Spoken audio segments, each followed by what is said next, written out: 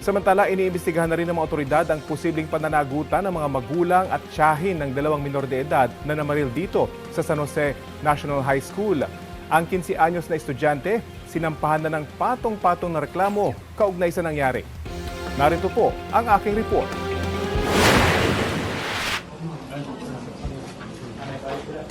Nasampahan na ng Tacloban Police ng reklamo ang 15 anyos si alias Rod dahil sa pamamaril sa San Jose National High School sa Tacloban City noong Lunes. Si alias Rod na may hawak na kalibre 38 baril, mahaharap sa 3 counts of murder, frustrated murder at multiple counts ng serious physical injury. It was established that he acted with discernment at nagkaroon po ng certification yung CSWD. May tool sila in measuring the level of discernment ng mga involved po. Sa ilalim ng Republic Act 9344 o Juvenile Justice and Welfare Act, walang kriminal na pananagutan ang 14 anyos na si alias Nash. Pero sasailalim pa rin siya sa intervention program na tatagal ng ilang taon. Lumabas na po ang result ng paraffin test and which yielded positive result sa right hand ng both CACL.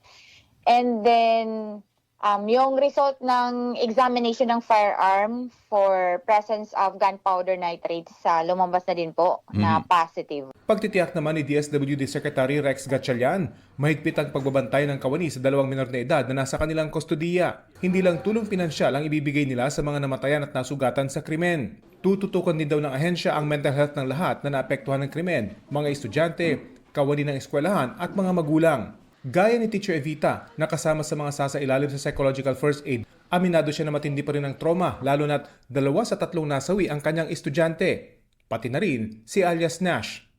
Dahil sa krimen, hindi pa raw niya kayang pumasok sa kanilang classroom kung saan nakunan sa video ang mga pangyayari. Papalapit na dun sa room, nakakaramdam ako ng parang nagnanamb yung buong katawan ko. Nung papalapit na ako, hindi ko na kinaya, nag-breakdown. Tapos, nag-faint na ako. Dahil din sa pagod at trauma, bunsod ng nangyari kaya nahimatay ang prinsipal ng eskwelahan sa gitna ng pagbisita ni Deputy Secretary Sunny Angara. Pinuri niya ang mga guro ng eskwelahan dahil sa maagap nilang pag-aksyon para protektahan ang mga estudyante. Kung hindi sila nag-lock, talagang mas marami pa yun. Para po sa estudyante, kakayanin. Ang estudyanteng si RJ, pinupuri rin ng mga guro at kapwa-estudyante dahil sa kabayanihan niya para iligtas sa mga kaklase. May kinukuha ko ng may mga sugat sa dibdib, pinasakay namin sa motor. Pagka sakay sa motor, anong ginawa mo? Bumalik pa ulit. Tapos, sino ang pangalawa mo? Opo. Pangalawa, yung 3 babae na. Mga babae na kinuha ko dun, tapos pinunta ko sa labas. Tapos yung last, hindi siya na nakakapaglakad, binitbit ko na lang palabas. Kaklase niya ang 2 sa mga namatay sa insidente, pati ang 14 anyos na namaril. Nagkatinginan kami sa mata. So nung nagkatinginan kayo sa mata, anong sunod mo ginawa mo? Wala, yun na yung kinuha ko yung lalaki na tamaan sa dibdib. Babalik para sana siya sa ikalimang pagkakataon pero pinasakay na siya sa ambulansya nang makitang puno ng dugo ang kanyang t-shirt. Hindi kalayuan sa eskwelahan ang komunidad kung saan naninirahan si alias Nash. Wala sa kanilang bahay ang ama't ina ng binatilyo pero nadat na ng GMA News ang kanyang tita. Ayon sa kanya, hindi okay ang pamilya nila ngayon. Kamusta mamang family ngayon? Family side niyo, ma'am? Opo. Ang kanilang mga kapitbahay, nagulat daw ng mapanood sa TV na sangkot ang binatilyo sa pamamaril. Gusto pa ba sila nakatira? Yung magulang mo. Steve. Ano ba? Oo. Andiyan pa po sila nakatira? Nakikihalubilo ba? Paglaro yan. Paglaro yan dati dito. Hindi talaga namin akalain na magagawa niya yun. Maging ang grade 10 student na ito, nakapitbahay din ng Samaril. Di raw makapaniwalang nang makita niya ng harapan na ang namamaril sa kanilang eskwelahan ay ang kanyang kababata. Tapos sunod-sunod na po yung putok. Doon na po kami na mayroon na po sumabi na may baril. Kaya nagsitago na kami dun sa loob ng kasal ng amin. Kwento ng isa pa sa mga kababata niya, madaling mapikon ang binatilyo. Meron nga siya kalaro, tapos kumuha siyang bato. Tinapon niya yung bato. Bumubo yung ulo. Madaling Tulad ka? Nakilala ko po siya, tapos nagadito lang po. Nasa kabilang barangay naman ang bahay ng 15 anyos na sangkot sa pamamaril.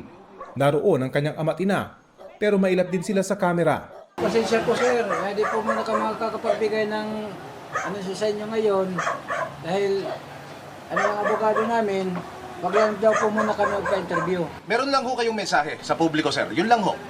Wala pa muna sir, wala pa muna sir, wala pa muna. Wala pa muna sir. Pasensya muna sir. Ayon kay Interior Secretary John Vic Rimulya, tinitingnan ngayon sa investigasyon ang posibleng pananagutan ng mga magulang at tiyahin ng mga bata kung bakit sila nagkaroon ng access sa baril. Lumalabas sa investigasyon ng PNP na may kaparehong serial number ang revolver na ginamit ng isa sa mga minor de edad. It was traced to a security agency in Cebu. And according to report and when they were asked the actual presence and or actual kung nasan yung barrel, it was traced in another province, but not in Tacloban, in Bohol. In Bohol. And so it is now being investigated. Kinumpirma naman ng Regional Civil Service Unit sa Central Visayas na ang serial number ng nasabing baril ay pagmamay-ari ng isang security agency na nakabase sa Cebu City. Sa ngayon, hawak na ng Regional Field Unit ng Forensic Group sa Bohol ang baril. Inaalam din daw nila kung alin sa dalawang baril ang ginaya o ginalaw ang serial number. Posible doon na kinopya or di natin alam kung naiwala niya ba yung baril doon, then sa takot siguro na maano sila, penalize yung doon, may-ari, or kinopya niya yung baril. Rafi Tima, nagbabalita para sa GMA News.